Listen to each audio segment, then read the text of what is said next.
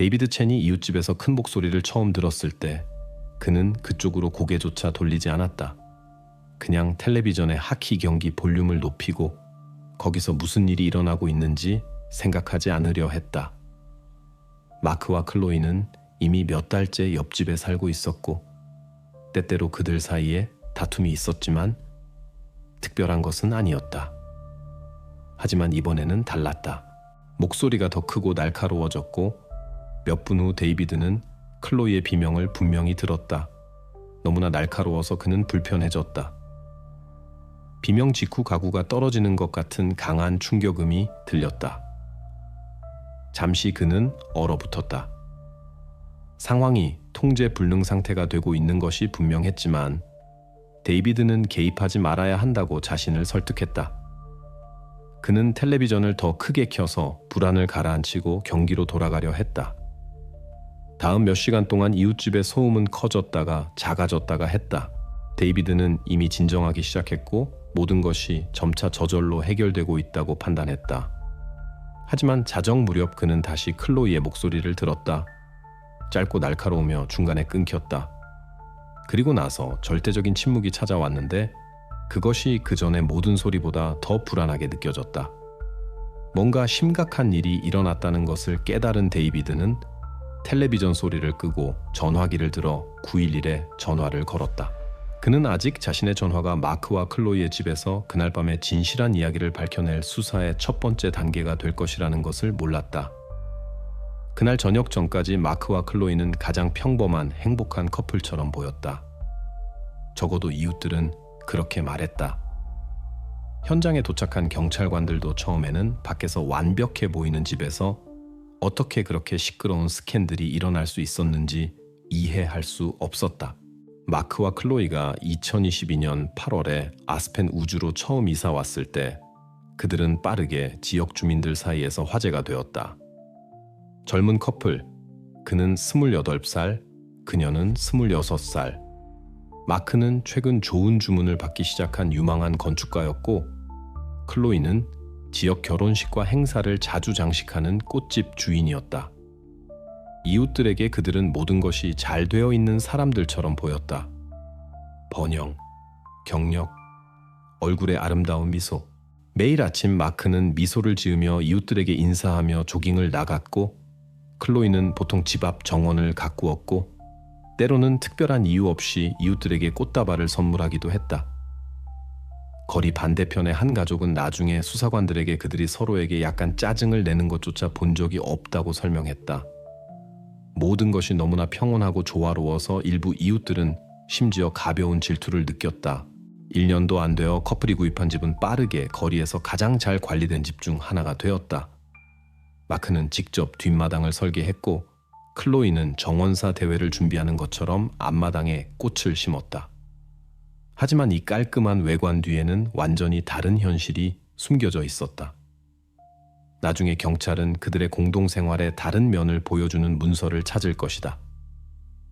클로이가 마크로부터 조심스럽게 숨긴 미납 청구서와 신용 명세서가 발견될 것이다. 이웃들은 이것에 대해 전혀 몰랐다. 그들에게 그 커플은 여전히 모범적이었다. 경찰관들은 현관문 옆에서 마크의 여행 가방을 발견했을 때 더욱 놀랄 것이다. 그는 분명히 집을 떠날 준비를 하고 있었고 이것은 관광 여행이나 출장이 아니었다. 물건들은 그가 돌아올 계획이 없는 것처럼 쌓여 있었다. 완벽한 삶의 모습은 새로운 문서, 새로운 증언마다 조각조각 무너졌다. 곧 3월 15일 저녁이 우연이 아니라 외부의 눈으로부터 숨겨진 문제들의 오랜 축적의 결과였다는 것이 분명해졌다. 순찰차가 조용한 집에 접근하는 동안 경찰관들은 일반적인 가정 다툼에 직면할 것이라고 확신했다. 하지만 도착 후 몇 분 만에 그들은 모든 것이 훨씬 더 심각하다는 것을 깨달았다. 이 밤은 마크와 클로이에 대한 그들의 인식뿐만 아니라 이웃이 항상 괜찮다고 생각하는데 익숙한 지역 자체를 바꾸었다. 경찰관들이 마크와 클로이의 집에 도착했을 때 모든 것이 의심스러울 정도로 조용하고 평온해 보였다. 순찰대원들은 차에서 내려 깔끔한 마당을 둘러보고 조심스럽게 현관문에 접근했다.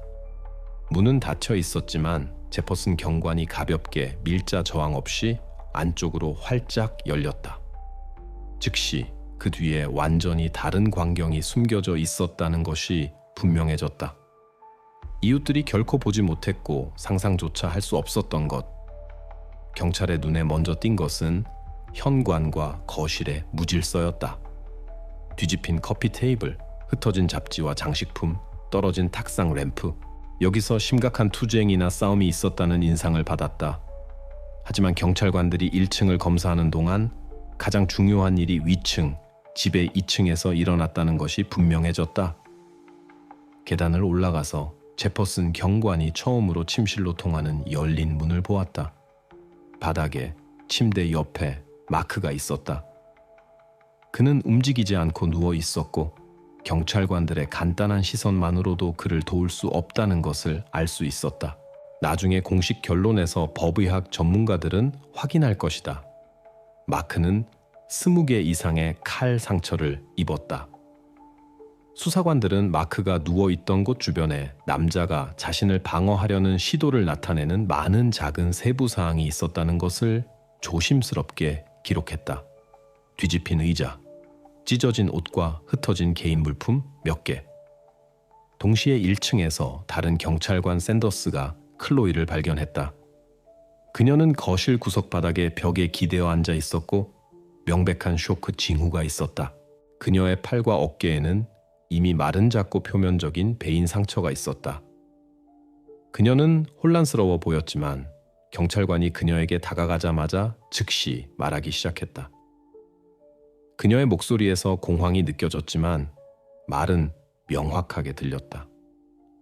클로이는 경찰에게 저녁이 완전히 평범하게 시작되었다고 말했다. 대략 8시쯤 그녀와 마크가 집에 있을 때 갑자기 창문이 깨지는 소리가 들렸고 2명의 알 수 없는 남자가 집에 침입했다. 그들은 얼굴에 마스크를 쓰고 있었고 그녀는 어떤 세부 사항도 볼 수 없었다. 그녀는 강도들이 그들을 묶고 몇 시간 동안 돈을 요구하며 위협하고 협박했다고 주장했다. 그녀는 집에 현금이 없었기 때문에 아무것도 할 수 없었다고 반복했다. 클로이의 말에 따르면 남자들은 공격적으로 행동했고 어떤 변명도 듣고 싶어 하지 않았다. 어느 순간 상황이 통제 불능 상태가 되었고 강도 중 한 명이 마크를 공격했다. 클로이 자신은 기적적으로 살아남았고 범죄자들이 집을 떠난 후에 풀려났다. 경찰은 그녀의 진술을 기록하며 모든 말을 자세히 고정했다. 이야기는 끔찍하게 들렸지만 동시에 이상했다. 침입과 투쟁의 흔적이 실제로 많았지만 초기 검사에서 경찰관들에게 뭔가 의심스러워 보였다. 예를 들어 그들은 가치 있는 물건들, 전자제품, 보석, 시계, 이 손대지 않은 채로 남아있다는 것을 알아차렸다. 이것은 전형적인 강도 시나리오와 완전히 일치하지 않았다. 그럼에도 불구하고 공식적으로 사건의 첫 번째 버전이 기록되었다. 강도 목적의 공격으로 마크가 알 수 없는 사람들에 의해 살해되었고 클로이가 부상을 입었지만 기적적으로 살아남았다. 경찰관들은 아직 이 버전이 곧 빠르게 무너지기 시작할 것이며 발견된 증거가 그날 밤의 사건을 완전히 다른 측면에서 보게 만들 것이라는 것을 몰랐다. 클로이의 낯선 사람들의 공격에 대한 버전은 처음에 진지하게 받아들여질 만큼 충분히 설득력이 있었다.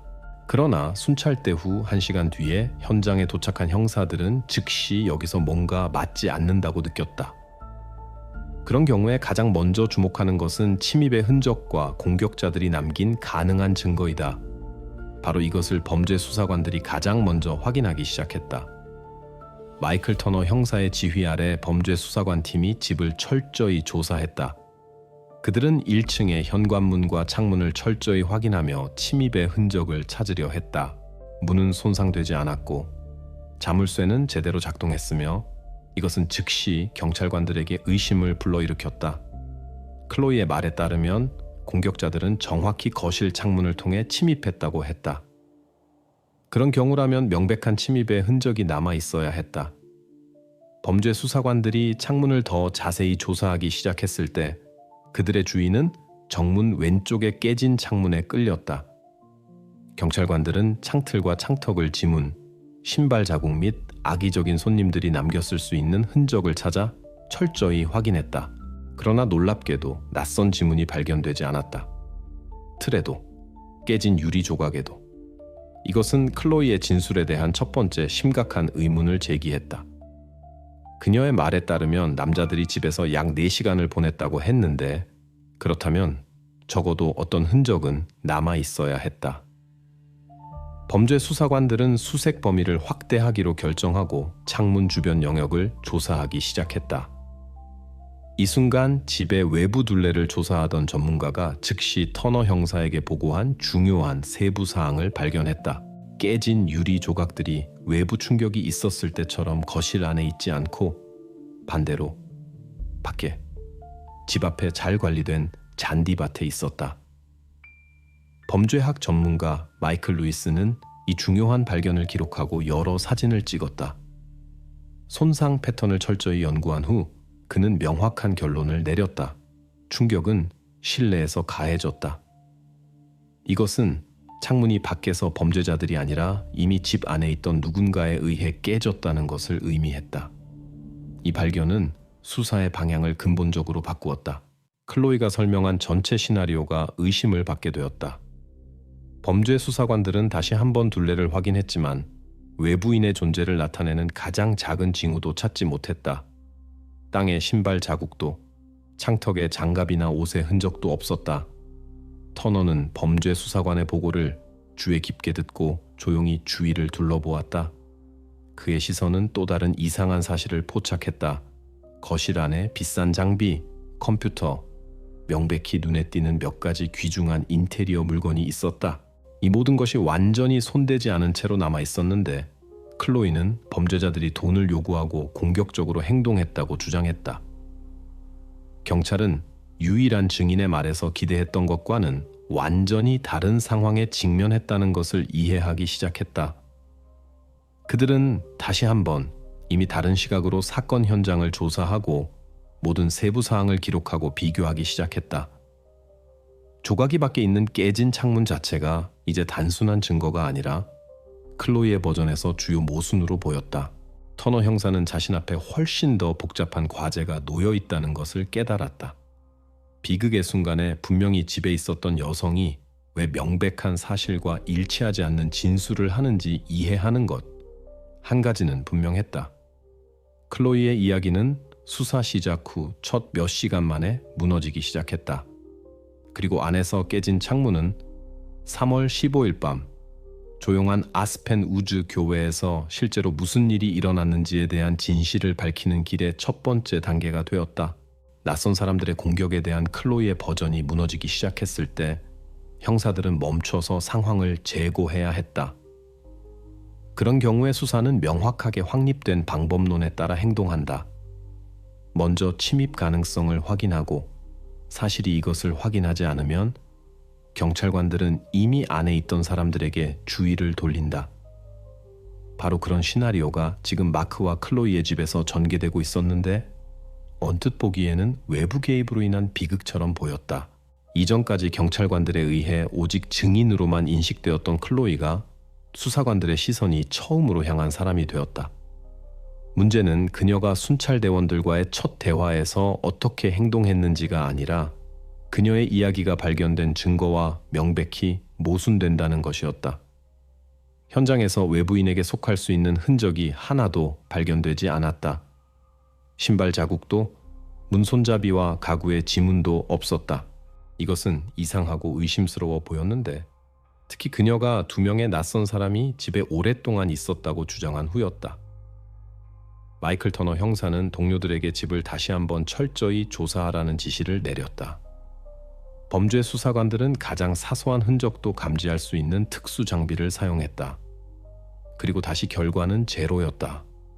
집에 외부인의 흔적이 없었다. 그리고 이것은 단 한 가지를 의미했다. 사건은 여기에 지속적으로 살았던 사람들 사이에서만 일어났다. 마크와 클로이 사이에서. 이제 경찰이 이 커플의 생활 환경을 더 자세히 연구하는 것 외에는 다른 선택의 여지가 없다는 것이 분명했다. 그리고 첫 번째 단계는 클로이 자신을 주의 깊게 관찰하는 것이었다. 경찰관들은 그녀의 모든 말을 기록하고 질문에 대한 반응을 기록하며 거짓말이나 긴장의 징후를 찾았다. 흥미롭게도 클로이 자신은 비교적 침착하게 행동하며 마치 미리 암기한 것처럼 거의 문자 그대로 이야기를 반복했다. 하지만 그녀의 행동 외에도 수사관들은 그녀의 말에 대한 물리적 확인이나 반박을 찾아야 했다.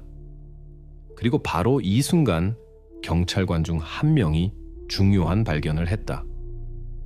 현관문 옆, 바로 현관에 반쯤 포장된 남성용 여행 가방이 있었다. 여행 가방은 빠르고 부주의하게 포장된 것처럼 보였다. 안에는 옷, 서류, 은행 카드와 생필품이 있었다. 여권은 마크의 것이었고 물건들의 세트로 즉시 분명해졌다. 그는 오랫동안 영원히 집을 떠날 준비를 하고 있었다. 경찰관들은 즉시 발견물을 사진으로 찍고 예비 그림을 작성하기 시작했다. 여행 가방은 그날 저녁 마크가 떠날 준비를 하고 있었다는 것을 의미했다. 그는 분명히 비밀리에 빠르게 떠날 준비를 하고 있었고 아마도 이것이 바로 이웃 데이비드 첸이 몇 시간 전에 들은 갈등의 원인이 되었을 것이다. 이 발견은 수사의 방향을 완전히 바꾸었다. 이제 유일한 용의자는 클로이일 수밖에 없었는데 왜냐하면 다른 누구도 그녀보다 마크의 계획을 더 잘 알 수 없었기 때문이다. 터너 형사는 즉시 커플의 개인 생활, 재정 문제 및 가족 내 관계에 대한 정보를 요청했다. 그는 마크가 떠날 심각한 이유가 있었고 바로 이 결정이 경찰이 지금 풀려고 하는 사건을 일으켰을 수 있다고 추측했다. 수사관들은 동기에 대해 생각하기 시작했다. 왜 잘 관리된 집에 살고 모든 이웃들의 의견으로는 행복한 결혼 생활을 하고 있는 성공한 건축가가 갑자기 모든 것을 버리고 아무에게도 알리지 않고 떠나기로 결정했을까? 여행 가방은 단순한 증거가 아니었다. 그것은 이웃들에게 미소와 인사의 외관 뒤에 숨겨진 이 커플의 삶의 완전히 다른 면을 열 수 있는 열쇠가 되었다. 이 순간부터 수사의 초점은 완전히 클로이로 옮겨졌다. 이제 그녀의 버전은 단순히 이상할 뿐만 아니라 의심스러워 보이기 시작했다. 경찰은 구체적인 의심의 대상을 갖게 되었고 동시에 이 이야기 뒤에 가족 싸움이나 우연한 갈등보다 훨씬 더 큰 무언가가 숨겨져 있다는 이해를 갖게 되었다. 마크가 떠날 준비를 하고 있었던 이유는 조용한 아스펜 우주교회의 잘 관리된 집의 깔끔한 외관 뒤에 지금까지 조심스럽게 숨겨졌던 그날 저녁의 진정한 사건에 빛을 비춰야 했다. 경찰관들이 이 사건의 상황을 더 주의 깊게 연구할수록 클로이가 말한 버전에 반대하는 사실들이 더 많이 나타나기 시작했다. 이제 수사는 두 명의 낯선 사람의 공격에 대한 그녀의 이야기를 최종적으로 파괴할 수 있는 두 가지 중요한 세부 사항을 손에 넣었다. 이 세부 사항들은 언뜻 보기에 사소해 보였지만 그날 저녁에 완전히 다른 그림을 드러냈다. 첫 번째는 현관문 옆에서 발견된 바로 그 여행 가방이었다. 수사관들은 그 내용물을 자세히 문서화했다. 안에는 마크의 여권, 여러 벌의 옷, 전화기 충전기, 개인 물품과 세면 도구가 있었다. 물건들은 서둘러 쌓여 있었지만 단기 여행을 위한 것이 아니라는 것이 완전히 명백했다. 보통 휴가나 출장을 준비할 때 사람은 일상생활에 필요한 모든 것을 절대적으로 가져가지 않는다. 마크는 분명히 오랫동안, 아마도 영원히 떠날 계획을 세우고 있었다.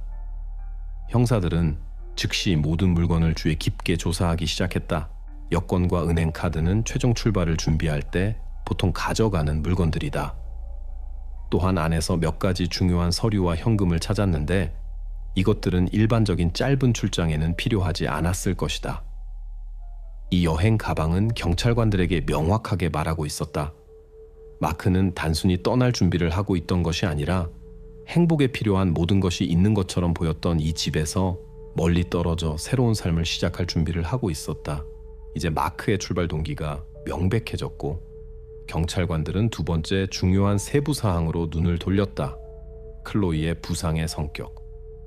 그녀는 공격자들과의 투쟁 중에 받았다고 주장했지만 현장에 도착한 직후 그녀를 검사한 법의학 전문가는 완전히 다른 결론을 내렸다. 공식 보고서에는 그녀의 팔과 어깨의 모든 베인 상처가 얕았고 생명에 위험을 주지 않았다고 명시되어 있었다. 그것들은 조심스럽고 신중하게 만들어졌으며 공격적인 범죄자들과의 투쟁에서 보통받는 실제 손상보다는 투쟁의 모습을 만들려는 시도에 더 가까웠다. 더욱이 전문가들은 또 다른 중요한 세부 사항을 언급했다. 클로이의 옷과 피부에는 그런 상황에서 보통 남는 투쟁의 흔적이 없었다. 공격으로부터 방어한 결과로 나타났어야 할 찰과상도 혈종도 없었다. 상처는 깨끗했고 사람이 스스로 쉽게 닿을 수 있는 곳에 명확하게 위치해 있었다. 이것은 수사관들을 크게 불안하게 만들었는데 낯선 사람들의 잔인한 행동에 대한 그녀의 이야기를 다시 반박했기 때문이다. 수사팀은 이 두 발견을 클로이의 초기 진술과 신중하게 비교했다. 모든 것이 함께 완전히 다른 이야기로 구성되었다. 외부 공격이 아니라 오직 두 사람만이 있었던 내부 갈등, 클로이 자신과 그녀의 남편 마크, 여행 가방은 마크가 영원히 떠날 준비를 하고 있었다는 것을 보여주었고 여성의 팔에 있는 상처의 성격은 일어난 일에 대한 진실을 숨기려는 시도를 말하고 있었다. 이제 수사관들은 확신했다. 집에 실제 공격자들은 없었다. 대신 사건은 완전히 다른 시나리오로 전개되었다. 클로이의 버전은 매 시간 점점 덜 설득력 있게 되었다. 새로운 세부 사항마다 그녀의 말을 반박하고 여성이 단순히 진실을 알고 있었을 뿐만 아니라 조심스럽게 그것을 숨기려고 했다는 것을 나타냈다. 첫 24시간의 수사가 끝날 무렵 경찰관 중 누구도 이 이야기 뒤에 가족 갈등이나 강도 시도보다 훨씬 더 많은 것이 있다는 것을 의심하지 않았다. 이제 그들은 클로이가 그렇게 잔인한 시나리오를 꾸며내고 희생자 역할을 하게 만든 동기를 이해해야 했다. 마크의 여행 가방과 그녀의 상처의 성격은 갈등이 집안에서 일어났다는 것을 명확하게 보여주었고 그것을 이해하는 열쇠는 커플의 관계 깊은 곳에 있었다. 수사의 다음 과제는 더욱 어려웠다. 이 갈등의 원인을 이해하고 비극적인 결과로 이어진 비밀을 밝히고 주변 사람들의 의견으로는 꽤 행복했던 마크가 왜 그렇게 급하게 여성을 떠나기로 결정했는지 알아내는 것이 필요했다. 동기는 이제 주요 질문이 되었고 바로 이것에 형사들은 앞으로 며칠 동안 모든 힘을 집중하기로 결정했다. 수사관들이 사건의 상황을 더 깊이 연구하고 가용한 증거를 철저히 분석하기 시작한 후 클로이의 행동은 그녀의 이야기에 대한 심각한 의심을 불러일으키는 또 다른 요인이 되었다. 일견, 그런 사건을 겪은 사람은 완전히 다르게 행동해야 한다. 보통 유일한 증인은 수사에 적극적으로 협력하고 모든 세부 사항을 기억하려고 노력하며 기억이 단편적이고 트라우마적이더라도 범죄자들을 자세히 설명한다. 하지만 클로이는 전혀 그렇게 행동하지 않았다. 그녀와의 첫 대화 후 형사들이 작성한 프로토콜에는 클로이의 답변이 놀랍도록 모호하고 일관성이 없었다고 기록되어 있다.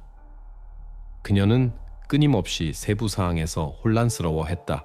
예를 들어 처음에는 공격자들이 키가 크고 체격이 좋았다고 주장했지만 나중에는 그들의 체형, 키 또는 심지어 옷의 색깔도 정확하게 설명할 수 없었다. 그들이 정확히 어떻게 집에 침입했는지 이야기해 달라고 요청했을 때 그녀의 설명은 불확실하고 혼란스럽게 들렸다. 그녀는 유리 소리를 들었다고 말했지만 나중에 정확히 어디서 그 소리가 왔는지 명시할 수 없었다.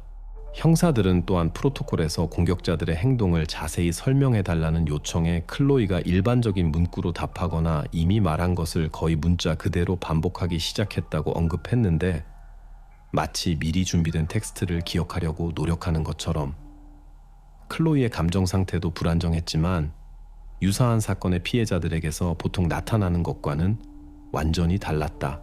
마이클 터너 형사는 자신의 기록에서 여성이 주기적으로 강한 불안 상태에 빠졌다가 그 후 갑자기 급격하게 진정되고 더 침착하고 무관심하게 말하기 시작했다고 지적했다. 때때로 그녀가 상황을 완전히 통제하고 어떤 질문을 받는지 주의 깊게 모니터링하며 답변을 어떻게 공식화하는지에 대해 주의를 기울이는 것처럼 보였다. 다른 순간에는 갑자기 울기 시작했지만 진정으로 느끼는 것이 아니라 감정을 보여주려고 하는 것처럼. 이 사실은 즉시 경찰 심리학자의 주의를 끌었는데 그는 그녀의 행동이 그렇게 트라우마적인 사건을 진심으로 겪은 사람에게는 비전형적으로 보인다고 언급했다. 또한 경찰 보고서에는 클로이가 마크와의 개인 관계나 그의 떠날 계획에 대한 질문을 받기 시작하면 형사들과의 눈 맞춤을 어떻게든 피했다고 명시되어 있다. 그녀는 시선을 옆으로 돌리거나 신경질적으로 옷을 만지기 시작했는데 마치 다음 답변을 공식화하기 위해 추가 시간을 얻으려는 것처럼. 동시에 경찰관들은 대화가 재정 문제에 관한 것이 되면 그녀가 눈에 띄는 조심성을 보였으며 답변을 피하고 그것은 오직 마크만 다뤘고 자신은 그의 계획이나 가족의 재정 상황에 대해 아무것도 몰랐다고 반복했다는 것을 알아차렸다. 수사와의 소통 첫날 동안 클로이는 여러 번 대화의 톤을 바꿨다. 아침에는 혼란스럽고 겁먹은 것처럼 보였고 점심 무렵에는 급격하게 짜증나고 폐쇄적이 되었으며 저녁에는 그녀의 답변이 극도로 조심스럽고 절제된 성격을 띠게 되었다. 수사관들은 각각의 새로운 대화 후에 그녀의 답변이 점점 더 폐쇄적이고 단음절적이 되었다고 기록했다. 클로이가 단순히 새로운 정보를 공개하지 않고 이 대화들을 가능한 한 빨리 끝내고 싶어 한다는 인상을 받았다. 수사 시작 24시간 후 터너 형사가 다음 신문을 예정했을 때 예상치 못한 전환이 일어났다. 클로이는 수사와의 대화를 완전히 거부하고 변호사가 있을 때만 형사들과 소통하겠다고 선언했다. 그녀는 이 결정을 갑자기 그리고 상당히 단호하게 내렸고 이유를 설명하지 않았다. 이미 다음 날 그녀의 대리인은 공식적으로 경찰관들에게 이제부터 그의 고객은 법적 지원 없이는 어떤 진술도 하지 않을 것이라고 통보했다. 이러한 사건의 전환은 수사에 심각한 장애물이 되었는데 그녀로부터 직접 진술을 얻으려는 모든 추가 시도가 차단되었기 때문이다. 이제 형사들은 수사 전술을 완전히 바꾸고 새로운 정보원을 찾아야 했다. 그들은 이웃, 친구, 커플의 친척들을 신문하고 전화 통화, 메시지, 재정 문서를 확인하기 시작했다. 클로이의 행동과 마크와의 갈등의 진정한 원인에 빛을 비출 수 있는 모든 것. 클로이의 협력 거부는 단 한 가지만을 의미했다. 그녀는 경찰이 진실 폭로에 매우 가까이 다가왔다고 느꼈다. 이 조치는 형사들의 의심을 확인했을 뿐만 아니라 이 전체 이야기 뒤에 단순한 가족 싸움이나 우연한 사건보다 더 깊고 복잡한 무언가가 숨겨져 있다는 것을 보여주었다. 이제 수사관들은 답을 유일하게 살아남은 증인의 진술이 아니라 그녀의 과거와 모두에게 숨겨진 커플의 생활 환경에서 찾아야 한다는 것을 이해했다. 수사관들은 클로이가 수사와의 추가 대화를 거부한 것이 그들의 과제를 상당히 복잡하게 만든다는 것을 이해했다. 그러나 그들은 또한 유사한 사건에서 종종 가장 귀중한 정보원은 사건의 참가자 자신이 아니라 그들의 친한 사람들, 그들의 주변 사람들이라는 것을 알고 있었다. 바로 이러한 이유로 형사들은 마크와 클로이의 교제 범위를 체계적으로 연구하기 시작했다. 그들은 마크가 자신의 의도에 대해 누구에게 더 이야기할 수 있었는지, 그리고 그가 완전히 신뢰하고 바로 그날 저녁 자신의 걱정을 나눌 수 있었던 사람이 있었는지 이해하고 싶었다. 오래 찾을 필요가 없었다.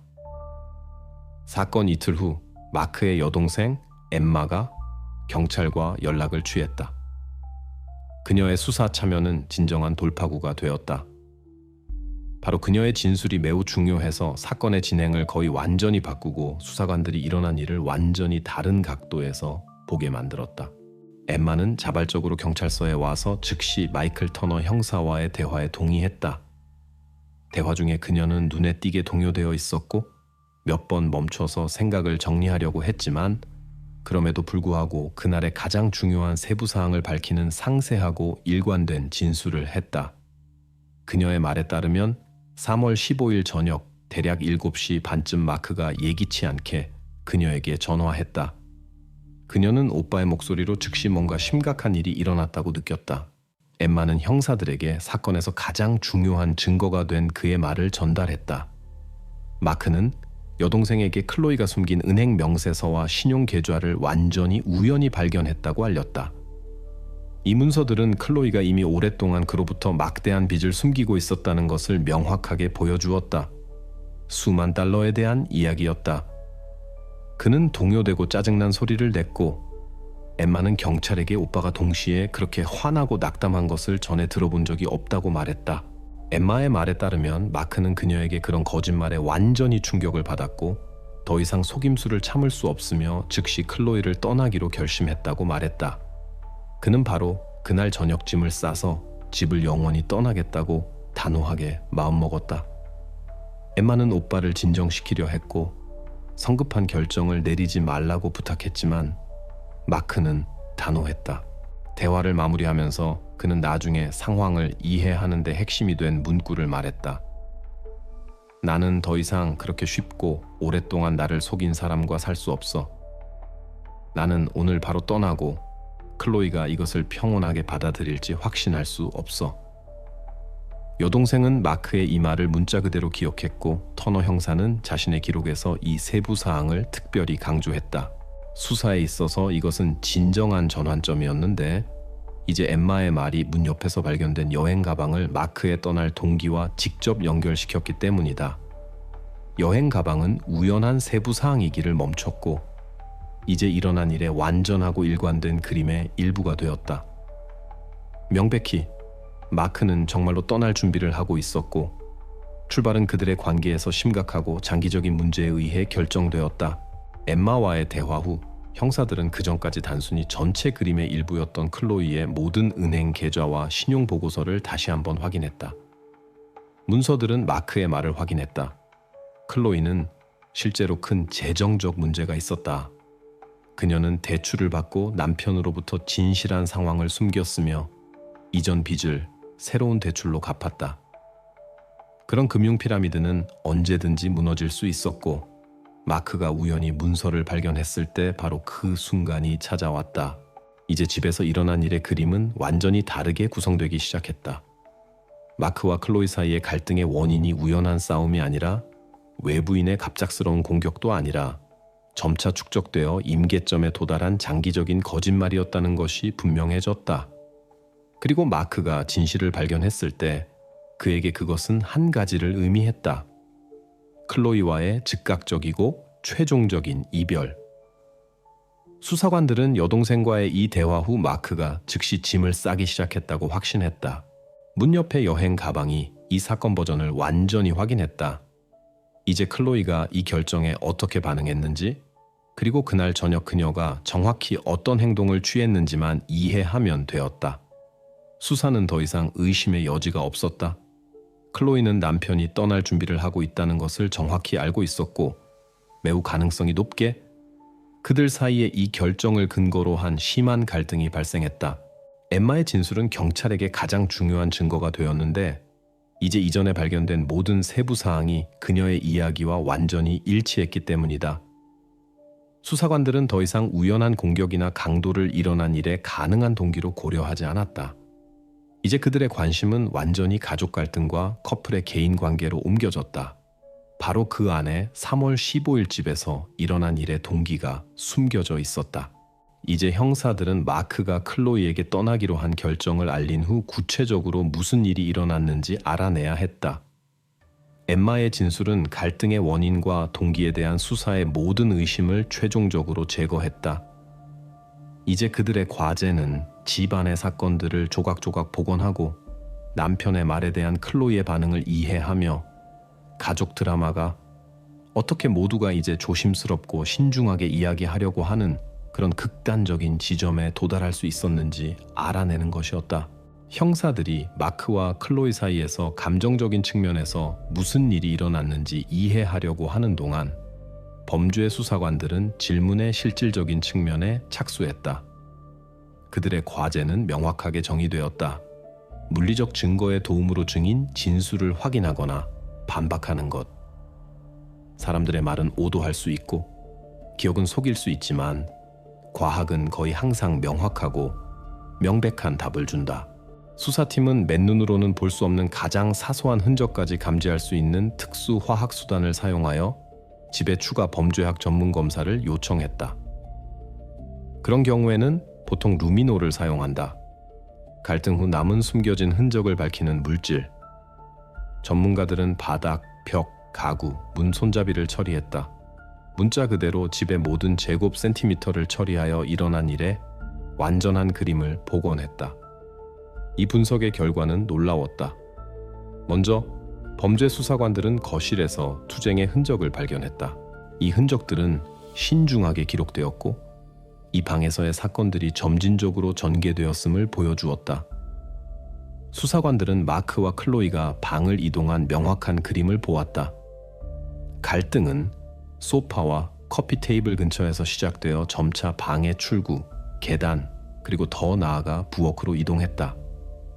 부엌에서 루미놀은 더 많은 세부 사항을 밝혔다.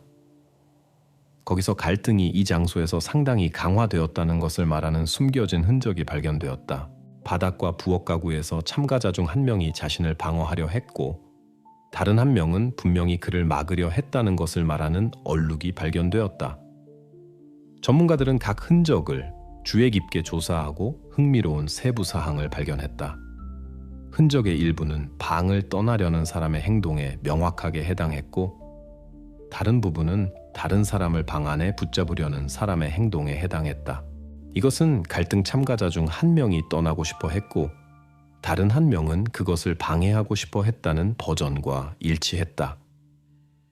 하지만 무슨 일이 일어났는지 이해하는 핵심 장소는 2층의 침실이었다. 거기서 흔적들은 가장 뚜렷하고 많았다. 전문가들은 즉시 여기서 갈등이 정점에 도달했다는 결론을 내렸다.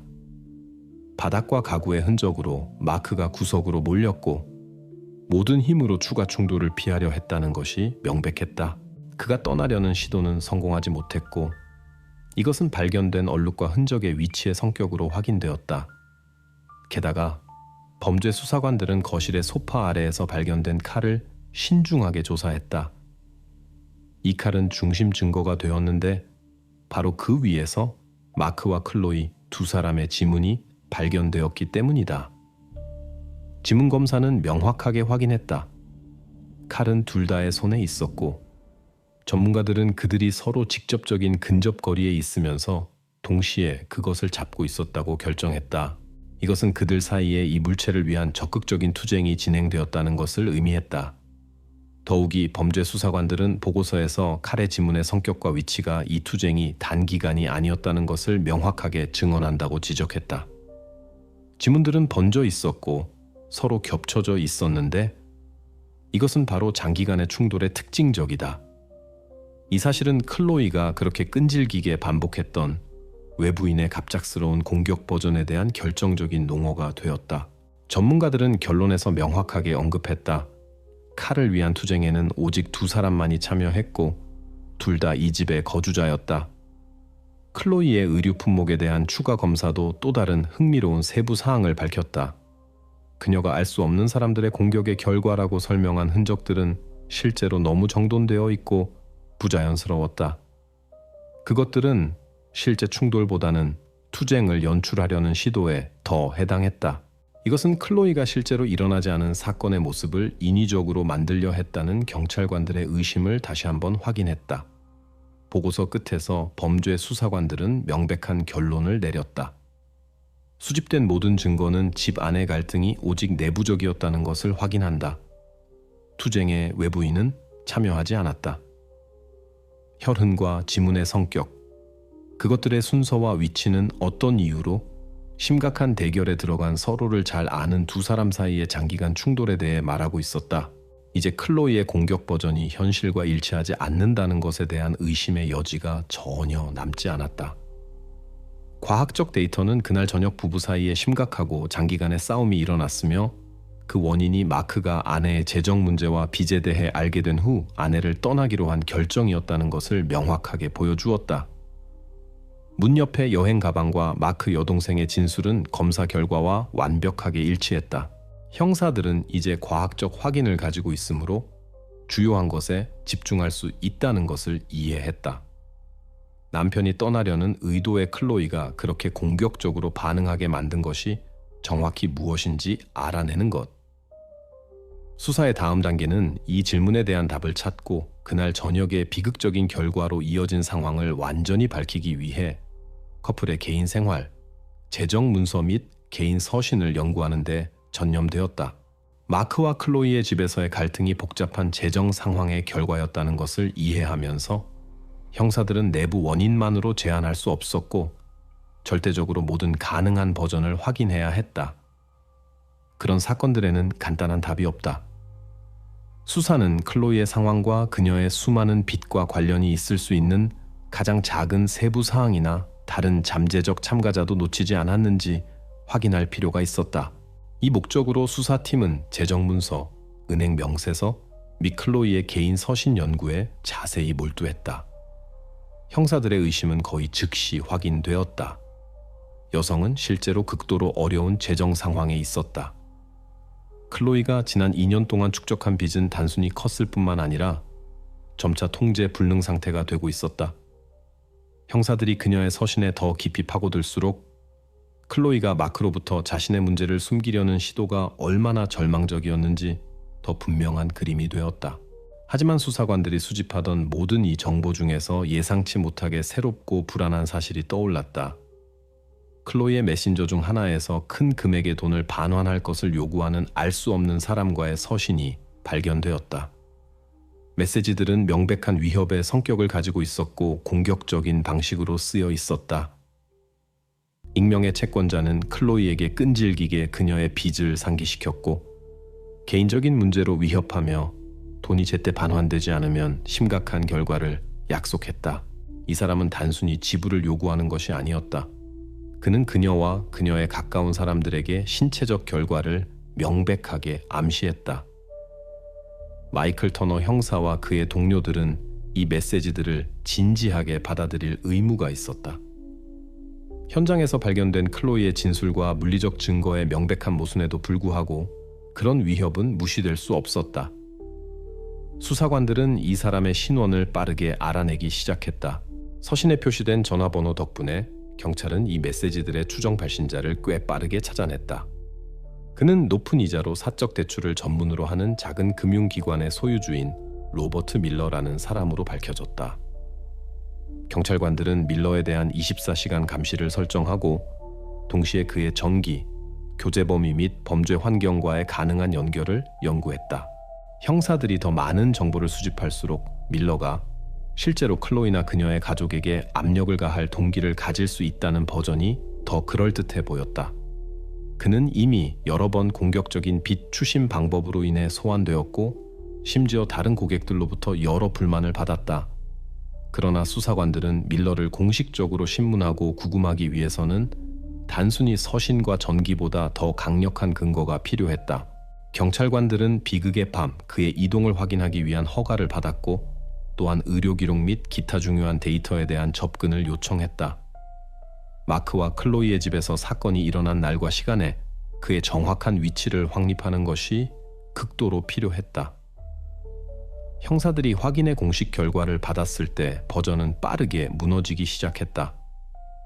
로버트 밀러가 그날 단순히 다른 곳에 있었던 것이 아니라 그는 공식 의료 문서로 확인된 100% 알리바이를 가지고 있었다. 바로 3월 15일 사건 당일 밀러는 입원하여 도시 반대편에 위치한 병원에서 계획된 수술을 받고 있었다. 의료 기록과 병원 직원의 증언은 아스펜 우주의 사건 현장에 그가 있었을 가능성을 완전히 배제했다. 이 알리바이는 너무나 설득력 있고 반박할 수 없어서 형사들은 공식적으로 로버트 밀러를 용의자 목록에서 제외할 수밖에 없었다. 가능한 외부 참가자에 대한 버전은 다시 완전히 닫혔다. 따라서 수사는 다시 출발점으로 돌아왔다. 집에서의 갈등은 오직 내부적이었고 클로이의 외부 재정 문제는 단지 부부 사이의 긴장을 강화시켰을 뿐이었다. 채권자와의 버전이 잘못된 단서로 밝혀졌음에도 불구하고 경찰의 작업은 헛되지 않았다. 로버트 밀러의 확인은 그날 저녁의 사건들이 외부에서 누군가에 의해 시작되었다는 어떤 의심도 제거하게 했다. 이제 수사관들은 내부 갈등과 클로이와 마크 사이의 관계 심리학 연구에 완전히 집중할 수 있었다. 그들은 이미 바로 개인적인 상황과 상호 불신이 치명적인 결과로 이어졌다는 것을 이해하고 있었다. 터너 형사와 그의 동료들에게 다음 단계는 커플의 개인 서신과 관계, 그들의 숨겨진 갈등 및 클로이가 마지막까지 자신의 문제를 숨기려는 가능한 시도를 신중히 연구하는 것이었다. 클로이의 로버트 밀러와의 재정 서신은 잘못된 단서로 밝혀졌지만 그녀의 절망의 정도와 그녀를 절망적인 행동으로 밀어붙일 수 있었던 문제의 깊이를 명백하게 보여주었다. 이제 형사들은 한 가지를 확신했다. 답은 더 깊은 곳에 커플의 관계에 있었고 바로 거기서 그들은 진실의 탐색을 계속해야 했다. 수사관들은 이미 재정적 어려움과 장기적인 거짓말이 그날 저녁의 사건들을 임계점으로 밀어붙인 핵심 요소가 되었다는 것을 이해하고 있었다. 하지만 마크와 클로이 사이에서 무슨 일이 일어났는지 최종적으로 이해하기 위해서는 형사들은 여성의 과거에 더 깊이 파고들어 그녀의 행동의 뿌리가 얼마나 깊은지 이해할 필요가 있었다. 이를 위해 수사는 점차 단계별로 마크를 만나기 훨씬 전부터 그녀를 알았던 사람들과 대화하며 클로이의 심리적 초상화를 복원하기 시작했다. 경찰관들은 한때 클로이와 가까웠던 사람들로부터 시작했다. 며칠 동안 형사들은 그녀의 이전 관계 목록을 신중히 연구하여 이전에 유사한 상황이 있었는지 또는 일어난 일이 그녀에게 절대적으로 비전형적이었는지 이해하려 했다. 언뜻 보기에 클로이는 많은 사람들처럼 다양한 이유로 끝나는 전형적인 관계를 가진 꽤 평범한 소녀처럼 보였다. 하지만 경찰관들이 세부 사항을 주의 깊게 연구하고 그녀의 전 파트너들과 소통하기 시작했을 때 현실이 그렇게 간단하지 않다는 것이 밝혀졌다. 클로이의 전 파트너 중 한 명인 다니엘이라는 남자가 경찰서에서 상세한 진술을 했다. 그의 이야기는 마크가 떠나기로 한 결정에 그녀가 어떻게 반응할 수 있었는지 이해하는 데 중요해진 그녀의 행동의 특정 특징에 빛을 비췄다. 다니엘은 그들의 관계가 클로이와 마크처럼 이상적이고 평온하게 시작되었다고 말했다. 하지만 얼마 후 그는 그녀의 말에서 이상한 불일치를 발견하기 시작했다. 그녀는 끊임없이 자신의 구매와 재정적 어려움을 그로부터 숨겼고 자주 지출에 대해 거짓말을 했으며 그가 이것에 대해 이야기하려 할 때 날카롭게, 감정적으로, 때로는 심지어 공격적으로 반응했다. 다니엘은 또한 수사관들을 특히 불안하게 만든 에피소드를 설명했다. 그는 관계를 끊기로 결정했을 때 클로이가 단순히 감정적으로 받아들인 것이 아니라 완전히 억눌려 있고 거의 통제 불가능했다고 말했다. 그의 말에 따르면 그녀는 끊임없이 전화를 걸었고 자신에게 해를 끼치겠다고 위협했으며 그녀의 심리 상태에 대한 우려와 두려움을 불러일으키는 것들을 말했다. 이후 다니엘은 심지어 심리학자와 상담을 구할 수밖에 없었는데 그녀의 반응에 겁을 먹었기 때문이다. 또 다른 증인인 제임스라는 클로이의 전 파트너도 유사한 진술을 했다. 그는 다니엘의 말을 확인하고 클로이와의 자신의 관계 경험에 대해 이야기했는데 그것도 훌륭하게 시작되었지만 대략 같은 방식으로 끝났다. 재정적 문제, 속임수 및 소통을 중단하려는 시도 시 매우 감정적인 장면들. 제임스는 이별 후 클로이가 단순히 그를 되찾으려 하는 것이 아니라 적극적으로 감정을 조작하며 위협과 심지어 협박에 의존했다고 언급했다. 이것들은 위기의 순간이나 상황에 대한 통제 상실 순간에 명백하게 나타나는 특정 안정적인 행동 패턴을 보여주는 심각한 신호였다. 전 파트너들의 이러한 증언들은 수사가 클로이를 단순히 비극적인 사건의 참가자가 아니라 끊임없이 같은 실수를 반복하는 깊은 심리적 특징을 가진 사람으로 보게 했다. 사건 밤에 그녀의 행동이 갑작스럽거나 우연한 것이 아니었다는 것이 명백해졌다. 오히려 그것은 그녀가 이미 수년 동안 자신의 관계에서 반복해온 모델에 완벽하게 들어맞았다. 결론을 확인하기 위해 수사관들은 추가로 대학 시절부터 그녀를 알았던 클로이의 친구와 연락을 취했다. 친구는 여성이 실제로 재정과 감정 상태에 대한 통제에 문제가 있었다고 확인했다. 어려운 상황에서 클로이는 극도로 예측 불가능하고 충동적일 수 있었다. 그녀의 말에 따르면 클로이는 그녀를 떠나거나 거리를 두려는 어떤 시도도 힘들게 받아들였고 그것을 개인적인 재앙으로 인식했다. 친구는 또한 클로이가 종종 자신의 실수에 대한 책임을 피하기 위해 주변 사람들의 동정과 공감을 이용했다고 말했다. 수집된 모든 정보를 분석한 후 수사관들은 여성의 명확하고 충분히 불안한 심리적 초상화를 얻었다. 이제 클로이와 마크 사이에서 일어난 일의 그림은 꽤 예측 가능해 보였다.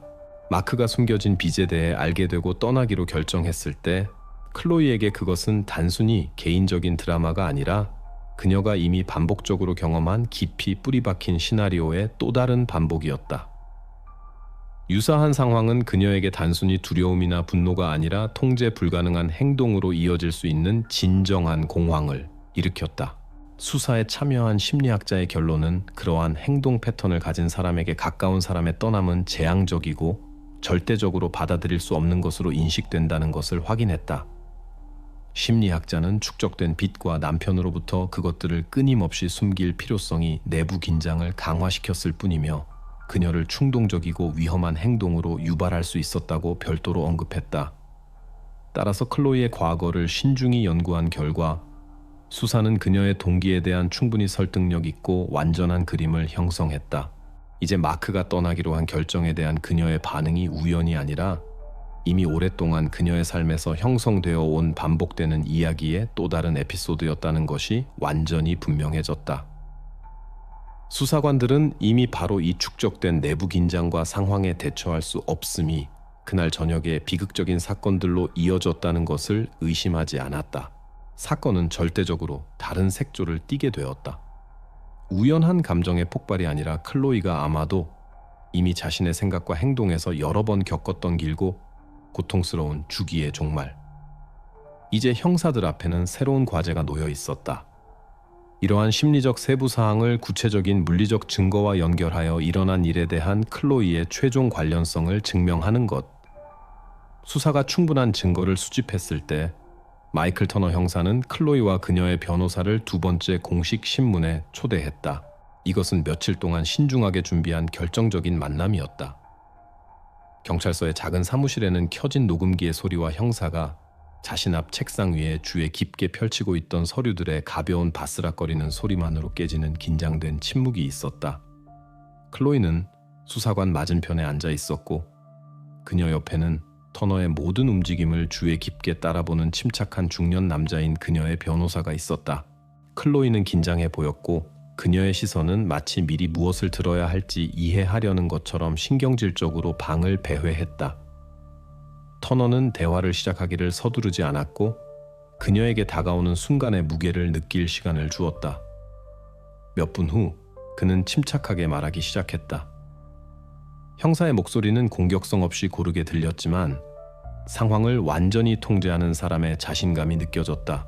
그는 두 명의 낯선 남자가 집에 침입했다는 것에 대한 클로이의 초기 진술을 상기시키는 것으로 시작했고 그녀의 이야기의 모든 세부 사항을 자세히 나열했다.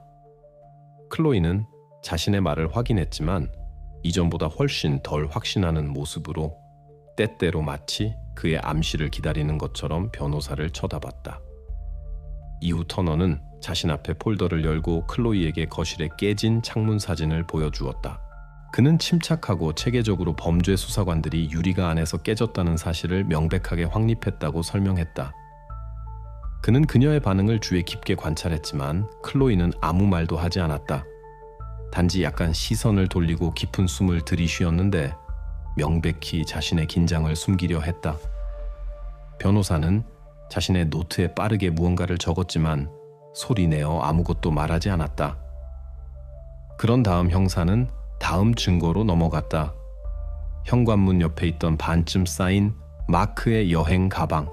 그는 클로이에게 그녀의 말에 따르면 그녀와 마크가 어디로도 떠날 준비를 하고 있지 않았다고 상기시켰다. 그렇다면 왜 그녀의 남편이 미리 개인 물품, 서류, 심지어 여권을 포장했을까? 터너는 여행 가방 내용물의 사진을 테이블에 놓고 그녀가 이것을 설명할 수 있는지 물었다. 클로이는 다시 침묵을 지켰지만 그녀의 호흡은 눈에 띄게 빨라졌고 그녀는 신경질적으로 손가락을 맞잡고 잠시 눈을 감았는데 마치 생각을 정리하는 것처럼 답변을 기다리지 않고 터너는 계속해서 마크의 여동생 엠마의 진술에 대해 이야기했다. 그는 클로이에게 마크가 3월 15일 저녁에 여동생에게 전화를 걸어 클로이의 숨겨진 빚에 대해 알게 된 후 떠나겠다는 의도를 선언했다고 명확하게 언급된 그녀의 진술 일부를 읽어주었다. 형사는 침착하게 마크의 여동생이 법정에서 자신의 진술을 확인할 준비가 되어 있다고 덧붙였다. 이것을 듣자 클로이는 급하게 변호사를 쳐다봤고 그녀의 눈은 불안으로 가득 찼지만 변호사는 손짓으로 아직은 아무 말도 하지 않는 것이 좋겠다고 이해시켰다. 터너는 멈추지 않고 수집된 증거를 계속해서 제시했다. 그는 클로이에게 루미놀의 도움으로 집의 흔적을 연구한 전문가들의 결론, 둘덱에 속하는 칼에서 발견된 지문, 투쟁의 흔적이 오직 두 사람 사이에서만 기록되었고 사건 현장에서 외부인이 발견되지 않았다는 것에 대해 이야기했다. 새로운 사실마다 클로이는 점점 더 폐쇄적이 되었고 그녀의 어깨는 내려갔으며 그녀는 형사를 쳐다보는 것을 피하면서 자신 앞 테이블 가장자리를 주의 깊게 살펴봤다.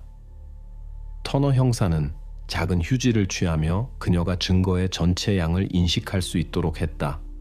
그는 천천히 모든 단어를 강조하며 수사는 그녀의 초기 이야기가 확립된 사실과 완전히 모순된다는 것에 대해 어떤 의심도 없다고 말했다. 방에는 다시 무거운 침묵이 흘렀다. 변호사는 조용히 자신의 고객과 기밀 대화를 위한 짧은 시간을 요청했고 형사는 동의하여 잠시 사무실을 떠났다. 그가 돌아왔을 때 방의 분위기는 이미 바뀌어 있었다.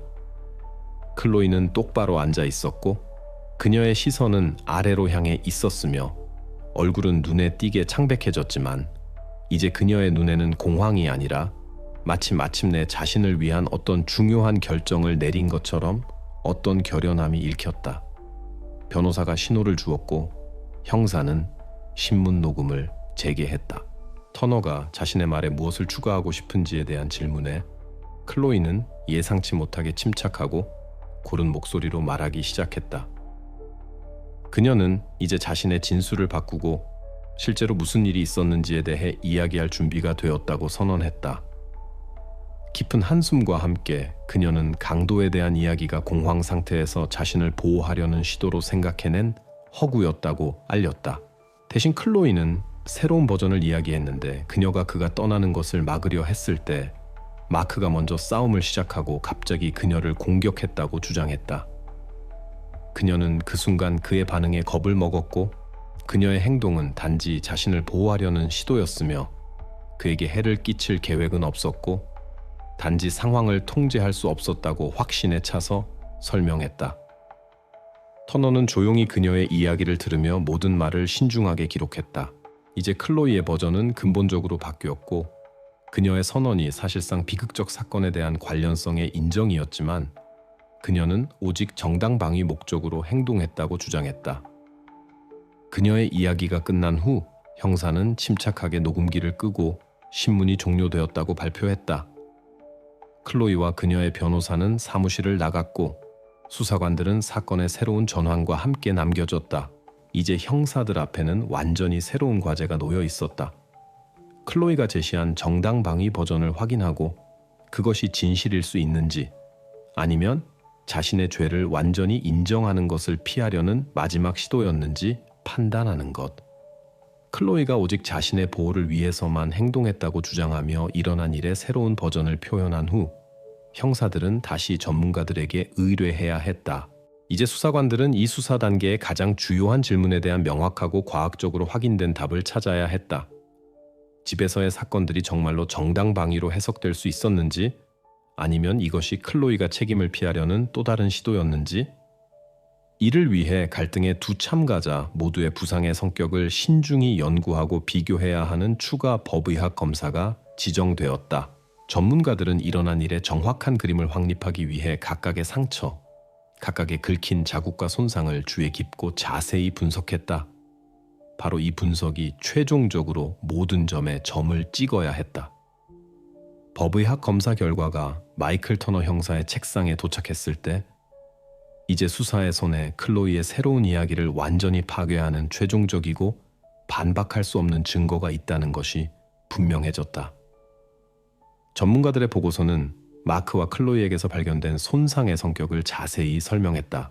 결론에 따르면 마크에게는 소위 방어 손상이라고 불리는 것들이 많이 기록되었다. 전문가들의 말에 따르면 그러한 손상은 오직 한 가지 경우에만 형성된다. 사람이 공격으로부터 손과 팔뚝으로 자신을 보호하려 할 때. 문서에는 마크의 모든 손상이 손등과 팔뚝 부위에 집중되어 있다고 명시되어 있었는데, 이것은 그가 다른 사람의 공격으로부터 적극적으로 자신을 방어하려 했다는 것을 명백하게 증언했다. 반대로 클로이에게서 기록된 부상들은 완전히 다르게 보였다. 법의학 전문가들은 그녀의 베인 상처가 오직 얕고 깔끔했으며 스스로 가할 수 있도록 위치해 있었다고 지적했다. 전문가들은 심지어 그녀의 팔에 있는 손상의 위치와 형태가 방어를 시도할 때 보통 받는 것들과 일치하지 않는다고 언급했다. 다시 말해, 클로이의 손상은 오히려 연출, 투쟁의 환상을 만들려는 시도였지 그것의 실제 결과가 아니었다. 보고서에는 별도로 클로이의 몸에 적극적인 저항이나 정당방위를 나타낼 수 있는 어떤 흔적이나 외상의 완전한 부재가 지적되었다. 그녀의 몸에는 신체적 충돌 상황에서 자신을 보호하려는 사람들에게 거의 항상 있는 멍도, 찰과상도, 타박상도 기록되지 않았다. 분석 결과 법의학자들은 명백한 결론에 도달했다.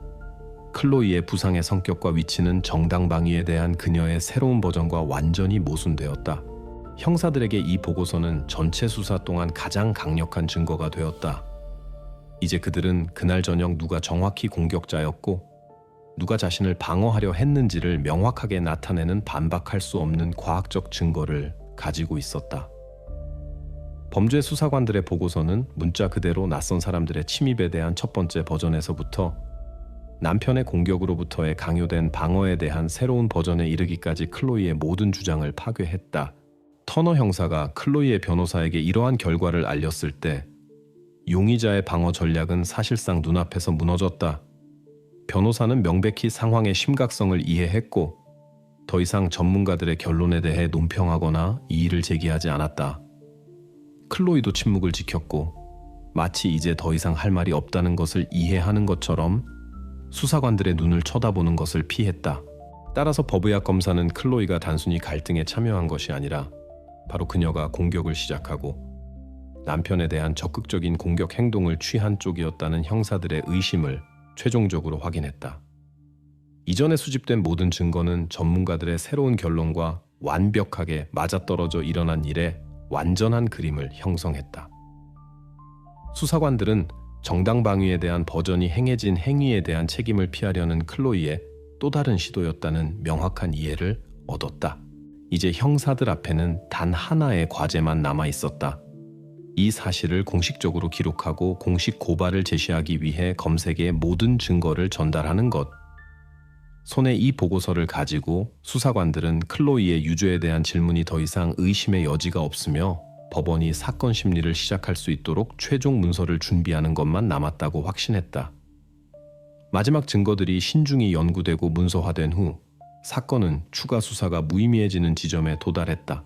수사관들과 검찰은 이미 클로이가 단순히 갈등의 참가자였을 뿐만 아니라 그것의 주요 주동자였다는 것을 확인하는 완전한 증거 세트를 가지고 있었다. 이 순간 검찰은 그녀에게 공식적으로 고발을 제시했다. 의도적으로 저질러졌지만 사전 준비 없이 행해진 2등급 살인. 클로이는 명백한 놀라움 없이 이 소식을 받아들였다. 변호사의 권고에 따라 그녀는 자신의 죄를 인정하지 않았고 자신의 행동이 오직 마크의 공격으로부터의 보호를 위한 필요한 조치였다는 버전을 고수하기로 결정했다. 그녀 앞에 수많은 전문가들의 결론, 증인 진술 및 수사 행동 의정서를 놓은 후에도 그녀의 입장은 바뀌지 않았다. 클로이와 그녀의 변호사는 그녀가 불법 행위를 저지를 계획이 없었고 일어난 모든 일은 비극적인 상황의 조합의 결과였다고 계속 주장했다. 사건의 모든 뉘앙스를 알고 있는 검사는 자신의 입장에 확신을 가지고 있었다. 그는 수집된 증거가 어떤 말보다 훨씬 더 설득력 있게 말한다는 것을 이해했다. 바로 이러한 이유로 그는 클로이에게 그녀의 방어가 지속될 수 없다는 것을 추가로 설득하려 하지 않았고 단순히 자료를 법원에 전달했는데 이제 거기서 논쟁의 최종 전투가 일어나야 했다. 이 순간 수사관들은 이미 자신들의 작업 부분을 끝냈다. 그들에게 사건은 완전하고 충분히 명백하게 해결되었다. 그들의 과제는 단지 모든 문서를 준비하고 수집된 자료를 검색에 전달하는 것이었다. 이제 양측의 변호사들이 배심원들 앞에 일어난 일에 대한 자신들의 버전을 제시할 차례였다. 이 사건에 대한 대중의 관심이 급격히 증가했는데 외부에서 그것은 완전히 다르게 보였기 때문이다. 많은 지인들과 이웃들에게 마크와 클로이는 이상적인 커플, 질투하고 감탄하던 모범적인 가족이었다. 이제 이 모든 것이 한순간에 파괴되었고 사람들은 그들의 집 벽 뒤에 숨겨져 있던 어둡고 복잡한 상황들을 믿기 어려워했다. 재판 과정은 길고 복잡할 것을 약속했다. 양측 모두 사건들에 대한 자신들의 버전을 주장할 충분한 근거를 가지고 있었고 이제 고발 측의 과제는 수사 과정에서 얻은 증거의 진실성에 대해 배심원들을 설득하는 것이었다. 클로이의 변호사들은 그녀를 상황의 희생자로 출구가 없는 상황에 갇혀 자신을 보호하기 위해 행동할 수밖에 없었던 사람으로 제시할 준비를 하고 있었다. 바로 여기 법정 심리실에서 수사관들이 그렇게 신중하게 수집한 모든 세부 사항들이 표명되어야 했다. 여기서 또한 증인들, 전문가들, 그리고 특정 진술을 확인하거나 반박할 수 있을 만큼 이 커플을 충분히 가깝게 알았던 사람들이 신문될 것이었다. 이제 사건의 결과는 증거뿐만 아니라 이러한 증거들이 어떻게 제시되고 배심원들에 의해 인식될 것인지에 달려 있었다. 클로이에게 이것은 자신의 행동이 정당성을 가졌다는 것을 증명할 마지막 가능성이었고 고발 측에게는 방어의 모든 농어가 단지 책임을 피하려는 시도일 뿐이라는 것을 보여줄 기회였다. 마지막 말은 법원에 남겨져 있었고 오직 거기서만 클로이의 최종 운명이 결정되어야 했다. 재판에서 검사는 오직 증거와 전문가들의 결론에 기초하여 그날 저녁 사건들의 상세하고 정확한 재구성을 배심원들 앞에 단계별로 제시했다. 처음으로 일어난 일의 그림이 절대적으로 명확해졌고 우연이나 의심의 여지가 남지 않는 하나의 설득력 있는 이야기로 구성되었다. 고발의 버전에 따르면 사건의 시작은 19시 30분에 마크와 여동생의 전화 통화였다. 이 짧은 대화에서 그는 클로이의 숨겨진 재정 문제를 발견했고 그녀를 영원히 떠나기로 확고하게 결심했다고 그녀에게 알렸다. 마크의 여동생은 자신의 진술에서 이것을 확인했고 그의 목소리를 억눌려 있지만 결연한 것으로 묘사했다. 바로 이 전화가 이후 갈등의 출발점이 되었다. 대략 20시 10분에 대화 직후 마크는 자신의 물건들을 여행 가방에 넣기 시작했다. 검사는 이 사실이 현관의 문 옆에서 경찰관들이 발견한 개인 물품, 여권 및 마크의 은행 카드가 들어있는 여행 가방 자체로 확인된다고 지적했다. 클로이가 남편이 정말로 떠날 준비를 하고 있다는 것을 깨달았을 때 그들 사이의 거실에서 시작하여 빠르게 기세를 얻은 심각한 싸움이 일어났다. 범죄 수사관들이 루미놀의 도움으로 밝힌 흔적들은 처음에 논쟁이 감정적인 성격을 띠었다는 것을 보여주었다. 그러나 곧 상황이 통제 불능 상태가 되어 신체적 충돌로 변했다. 사건 자료에 따르면 싸움은 빠르게 부엌으로 이동했는데 거기서 상황이 급격히 악화되었다. 바로 거기서 클로이가 매우 가능성 높게 부엌 칼을 잡았는데 그것을 나중에 전문가들이 거실의 소파 아래에서 두 배우자의 지문과 함께 발견했다. 검사는 마크가 추가 충돌을 피하려 했고 위로 침실로 물러났다고 자세히 설명했다. 전문가들은 그가 반복적으로 공격으로부터 자신을 보호하려 했다고 확인했다. 그의 손과 팔뚝에서 칼의 타격으로부터 자신을 가리는 사람에게 특징적인 다수의 방어 부상이 발견되었다. 2층의 침실에서 갈등의 정점이 일어났다. 법의학 검사의 결론에 따르면 대결은 오래 지속되지 않았지만 매우 격렬했다. 이후 클로이는 한동안 쇼크와 무활동 상태에 머물렀다. 시간이 지난 후에야 그녀는 일어난 일의 진정한 그림을 숨기기 위해 적극적인 행동을 취하기 시작했다. 고발 측은 바로 이 기간에 클로이가 침입과 알 수 없는 사람들의 공격에 대한 버전을 연출하기로 결정했다고 선언했다. 그녀는 침입의 환상을 만들기 위해 거실의 창문을 안에서 깨뜨렸고 그런 다음 욕실에서 발견된 칼날을 사용하여 자신에게 배인 상처를 가했다. 법의학 검사는 그녀의 부상이 표면적이었고 명백히 연출적인 성격을 띠고 있다고 확인했다. 이 순서는 검사에 의해 분단위로 신중하게 복원되었고 수많은 증거로 확인되었다. 여동생에게 한 전화, 쌓인 여행 가방, 전문가들의 결론, 증인들의 진술 및 갈등의 두 참가자의 부상의 성격. 검사는 클로이의 행동이 우연이나 자발적인 방어로 간주될 수 없다고 강조했다. 반대로 모든 사실은 바로 그녀가 갈등의 주동자였고 의식적으로 마크에 대해 지향된 행동을 저질렀으며 그 후 이것을 숨기려는 시도를 했다는 것을 나타냈다. 증거로 확인된 이 신중하게 구축된 사건의 재구성은 고발의 기초가 되었고 재판 과정의 출발점이 되었다. 이제 배심원들은 오직 사실과 그 비극적인 전역의 사건들의 논리에 의존하여 클로이의 운명을 결정해야 했다. 재판 과정은 2024년 5월에 시작되어 즉시 대중의 엄청난 관심을 끌었다. 심리 과정 동안 방어 측은 클로이가 오직 자기 방어를 위해서만 행동했다고 끈질기게 주장하며 그녀를 상황의 희생자로 묘사했다. 그러나 고발 측은 이 버전을 연속적으로 반박하며 엄격하고 논쟁의 여지가 없는 물리적 증거를 제시했다.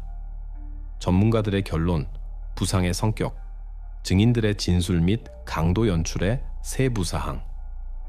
며칠간의 재판 논쟁 후 배심원들은 심의를 위해 물러났다. 그들은 사건을 길고 신중하게 논의하며 모든 세부 사항을 검토했다. 몇 시간의 대기 후 그들의 최종 판결이 발표되었다. 클로이는 2등급 살인으로 유죄 판결을 받았다. 판사는 형을 선고했다. 오직 17년 후에만 가석방 가능성이 있는 종신형. 이제 클로이의 추가 운명은 그녀가 이 시간을 어떻게 보내는지, 그리고 미래의 사회로 돌아갈 기회를 받을 자격이 있다고 위원회를 설득할 수 있는지에 완전히 달려 있었다.